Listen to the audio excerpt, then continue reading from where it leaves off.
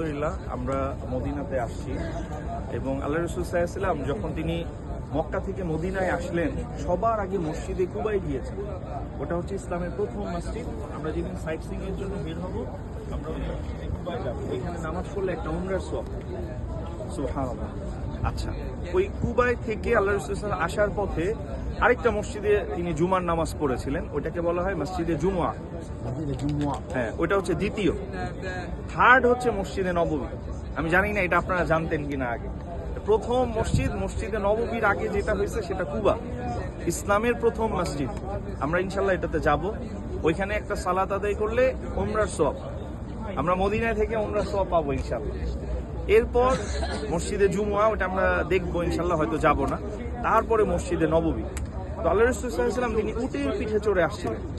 তো উনি যখন এখানে আসলেন সবাই চাচ্ছিল আল্লাহ রাসূল সাল্লাল্লাহু আলাইহি ওয়াসাল্লামকে নিজের বাড়িতে নিয়ে যাবে।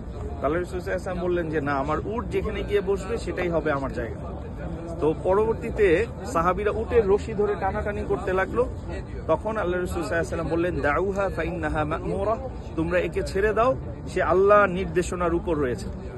তো পরবর্তীতে উটটা হাঁটতে হাঁটতে এই যেখানে আল্লাহ রাসূল সাল্লাল্লাহু আলাইহি ওয়াসাল্লামের এই যে সবুজ গম্বুজের নিচে ওনার যেই ঘর, এইখানে এসে উটটা বসেছে। আপনারা ইনশাল্লাহ যখন রিয়াজুল জান্নায় যাবেন তখন অনেক কিছু দেখতে পাবেন।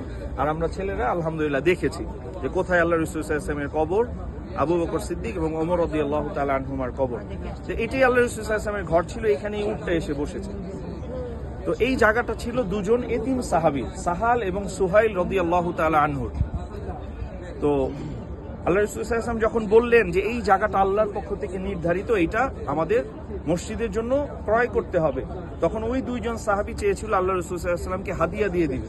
আল্লাহ রাসূল সাল্লাল্লাহু আলাইহি ওয়াসাল্লাম বললেন যে না, তোমরা এতিম, তোমরা যদি তোমাদের ভিটে মাটিটাই দিয়ে দাও তোমরা কোথায় থাকবে? তখন আবু আইয়ুব আনসারী, বলেন তো উনি কে? মানে আল্লাহ রাসূল সাল্লাল্লাহু আলাইহি ওয়াসাল্লাম এসে প্রথম উনার বাড়িতে ছিলেন। তো এই আবু আইয়ুব আনসারী রাদিয়াল্লাহু তাআলা আনহু এই আল্লাহ রাসূল সাল্লাল্লাহু আলাইহি ওয়াসাল্লাম ঘর এবং মসজিদে নববীর জায়গা ক্রয় করেছেন। কত দামি সাহাবী ছিলেন, সুবহানাল্লাহ। তো উনি এই ক্রয় করলেন। তখন এই আল্লাহ রাসূল সাল্লাল্লাহু আলাইহি ওয়াসাল্লামের ঘর এবং মসজিদে নববী নির্মাণ করা হয়। তখন মসজিদের পরিধি ছিল 30 থেকে 35 মিটার। আচ্ছা, আরেকটা ইন্টারেস্টিং বিষয় হচ্ছে, এখন তো কেবলা হচ্ছে দক্ষিণ দিকে, এটা হচ্ছে দক্ষিণ, মদিনা থেকে কেবলা হচ্ছে দক্ষিণ দিকে। তখন কেবলা ছিল উত্তর দিকে। অর্থাৎ মসজিদে নববীর ফার্স্ট যে স্ট্রাকচার এবং এর আগেও যে মসজিদগুলো, মসজিদে কুবা, মসজিদে জুমুয়া, সব মসজিদের কিবলা ছিল এই আকসার দিকে এবং সেটা হচ্ছে মদিনা থেকে উত্তরে। তখন মসজিদে নববীর বারান্দা ছিল এই দক্ষিণ দিকে। তখন মসজিদে নববীর 3টা গেট ছিল মাত্র, বাবে জিব্রাইল, বাবে রহমত এবং বাবে নিসা। মানে জিব্রাইল গেট, রহমতের গেট এবং একটা হচ্ছে মহিলাদের গেট। এখন মসজিদে নববীতে আলহামদুলিল্লাহ প্রায় 42টা গেট রয়েছে। আর যখন আল্লাহর পক্ষ থেকে আয়াত নাজিল হলো কিবলা পরিবর্তনের, আমরা ইনশাল্লাহ সেই মসজিদেও যাব। ওইটাকে বলা হয় মসজিদে কিবলাতাইন, দুই কেবলার মসজিদ। তো যখন ওই আয়াত নাজিল হয় তখন এই মসজিদে নববীর পুরো প্যাটার্ন চেঞ্জ হয়ে যায়। অর্থাৎ বারান্দা চলে যায় উত্তর দিকে আর কেবলা চলে আসে দক্ষিণ দিকে। এবং তখন থেকে নিয়ে এখনো এইরকম, অর্থাৎ অনেক এটার সংস্করণ হয়েছে, বর্ধিতকরণ হয়েছে, বাট কেবলা তখন থেকেই এই দক্ষিণ দিকে এবং কিয়ামত পর্যন্ত এই দিকেই থাকবে। তো এটা হচ্ছে মসজিদে নববীর সংক্ষিপ্ত ইতিহাস। এবং মসজিদে নববীর উপরে তখন ছিল খেজুরের মানে ডালপালা ছিল। আল্লাহ রাসূল সাল্লাল্লাহু আলাইহি ওয়াসাল্লাম মসজিদ মানে মদিনাকে অনেক ভালোবাসতেন।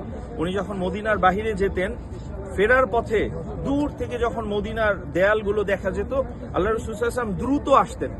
উনি যদি হাঁটতেন দ্রুত হাঁটতেন, আর যদি কোনো প্রাণীর উপরে আরোহণ করতেন সেটাকে দ্রুত চালাতেন মদিনার ভালোবাসার জন্য।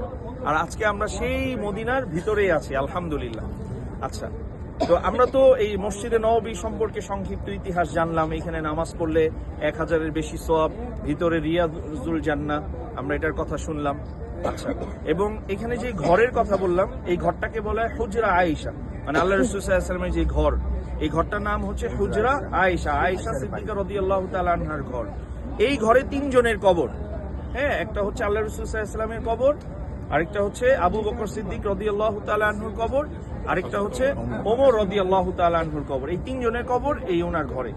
হ্যাঁ, তো এই 3 জনের কবর এখানে আছে, এটা ওনার ঘর। তো আমরা আপনারা কিন্তু চাইলে এখান থেকেও সালাম দিতে পারেন। বা আপনারা এশারের পরে যখন আপনারা সালাম দিতে যাবেন 21 নাম্বার গেট দিয়ে তখনও সালাম দিতে পারবেন। আবার আপনারা যখন রিয়াজুল জান্নায় যাবেন, অর্থাৎ আপনাদের 3 তারিখে রিয়াজুল জান্নার পারমিট, তখন আপনারা এই যে মিম্বারটা দেখতে পাবেন, কোথায় নামাজ পড়া এটা দেখতে পাবেন। আপনারা যখন ঢুকবেন আপনাদের বাম পাশে পড়বে হচ্ছে আল্লাহ রাসূল সাল্লাল্লাহু আলাইহি ওয়াসাল্লামের ঘরটা, এখানে মানে গ্রিন কালার করা। হ্যাঁ, তো এটা হচ্ছে মসজিদে নববীর সংক্ষিপ্ত ইতিহাস। আপনি